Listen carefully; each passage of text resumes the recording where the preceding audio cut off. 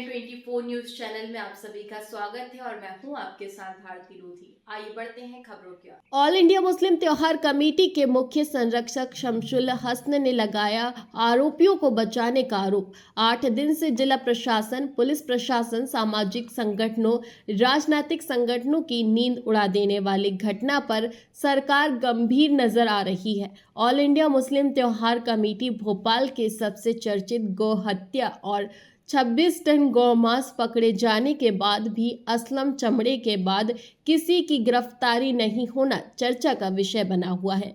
लगातार इस घटना के विरोध में प्रदर्शन हो रहे हैं, लेकिन कोई भी बड़ी कार्यवाही से सरकार बचती नजर आ रही है। ऑल इंडिया मुस्लिम त्योहार कमेटी ने मध्य प्रदेश के मुख्यमंत्री मोहन यादव, राज्यपाल से मांग की अविलंब 300 गौ हत्या के आरोपियों के खिलाफ अलग अलग थानों में अलग अलग FIR दर्ज की जाए और पूरे प्रकरण की CBI जांच कराई जाए और इस प्रकरण को फास्ट ट्रैक कोर्ट में चलाया जाए। सर, भोपाल का बड़ा मामला चल गया है। 2600 टन गौमांस प्राप्त हुआ है। स्लाइड हाउस सील कर दिया है, लेकिन क्या लगता है सर, सील करने से जो जिम्मेदार अधिकारी है उनको बचाया जा रहा है? नहीं, मेरा ऐसा मानना है कि मध्य प्रदेश को हम शांति का टापू कहते हैं, गंगा जमनी तहजीब का प्रदेश भी कहते हैं, भोपाल को गंगा जमनी तहजीब का शहर भी कहा जाता है। लेकिन जिस तरह से 26 टन यानी 260 गायों का कत्ल, जिस जगह जिस जानवर को काटना मनाही हो, सरकार की बैन हो, उस जगह उस पर हम उसको हत्या कहेंगे।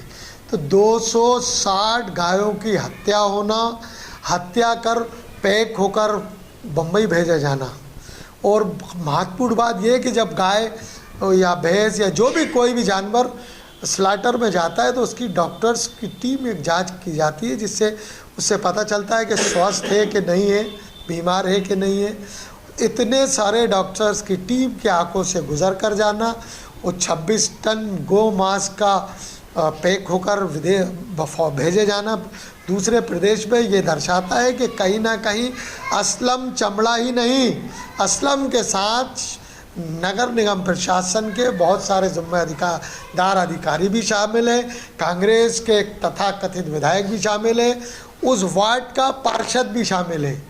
इसलिए जांच हो तो पूरी हो, अधूरी जांच, और आज निगम प्रशासन द्वारा निलंबित किया एक डॉक्टर्स को, तो निलंबन से काम नहीं होगा।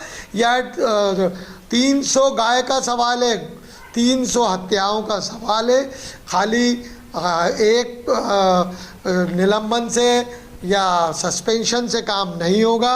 मैं मध्य प्रदेश के मुख्यमंत्री जो खुद यदुवंशी हैं, यादव समाज से आते हैं, गो हत्या का सही उनको मालूम है कि गो हत्या से के परिणाम क्या होते हैं। गो माता को वो पूछते हैं।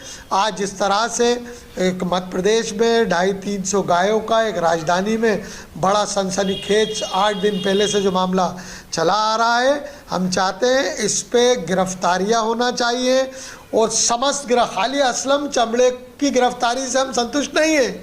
ऑल इंडिया मुस्लिम त्यौहार कमेटी बिल्कुल संतुष्ट नहीं है, चूँकि 250-300 गायों की हत्या है।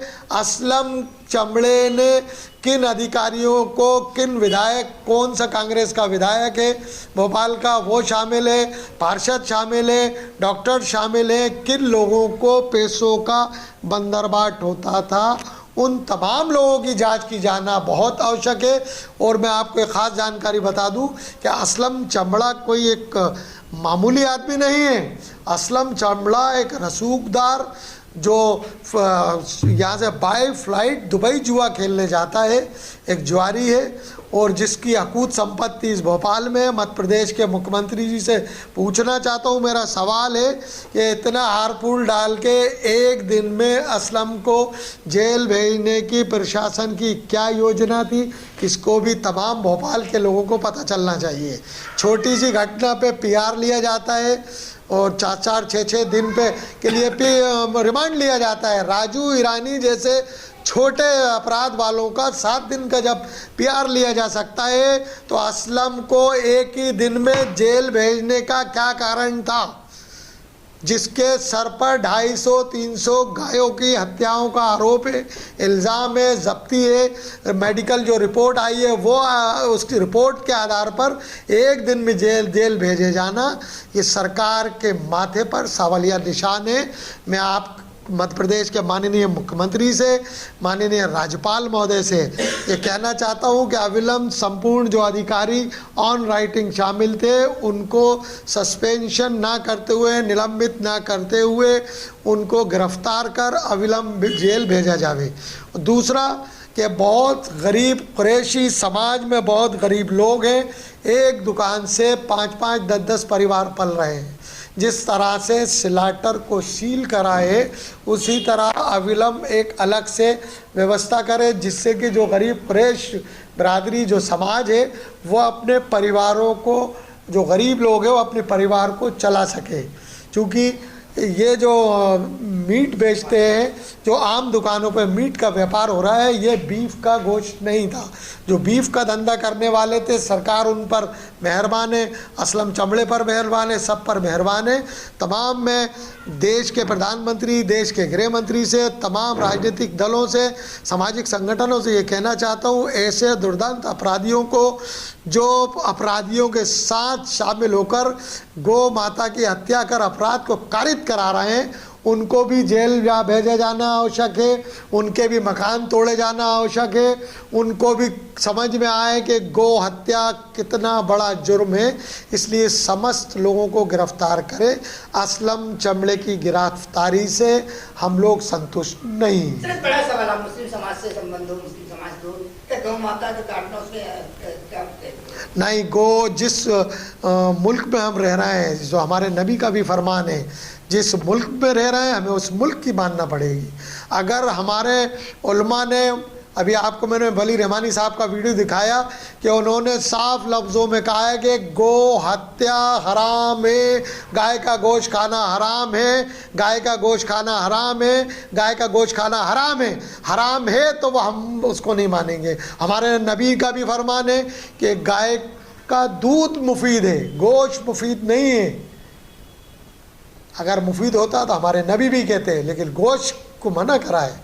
दूध मुफीद है उसका, तो हम लोग दूध इस्तेमाल करते हैं, घी इस्तेमाल करते हैं। लेकिन जिस तरह से एक राजधानी कैपिटल में मध्य प्रदेश के मुख्यमंत्री गवर्नर की नाक के नीचे से 250-300 गाय, 26 टन गोश्त, गो हत्या हो जाती है, ये सरकार पर भी सवालिया निशान है और जिला सरकार पर भी सवालिया निशान है।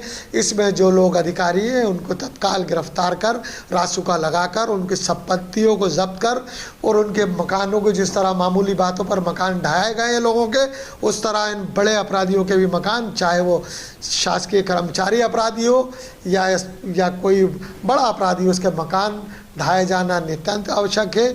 विधायक की जांच की जानी चाहिए।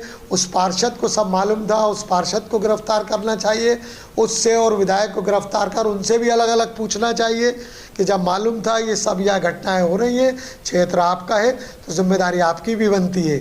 इसलिए तत्काल सबको गिरफ्तार कर, रासुका लगाकर जेल भेजना चाहिए। फिलहाल के लिए इस खास खबर में इतना ही। देश विदेश की तमाम बड़ी खबरों को जानने के लिए देखते रहे हेडलाइन 24 न्यूज चैनल। नमस्कार।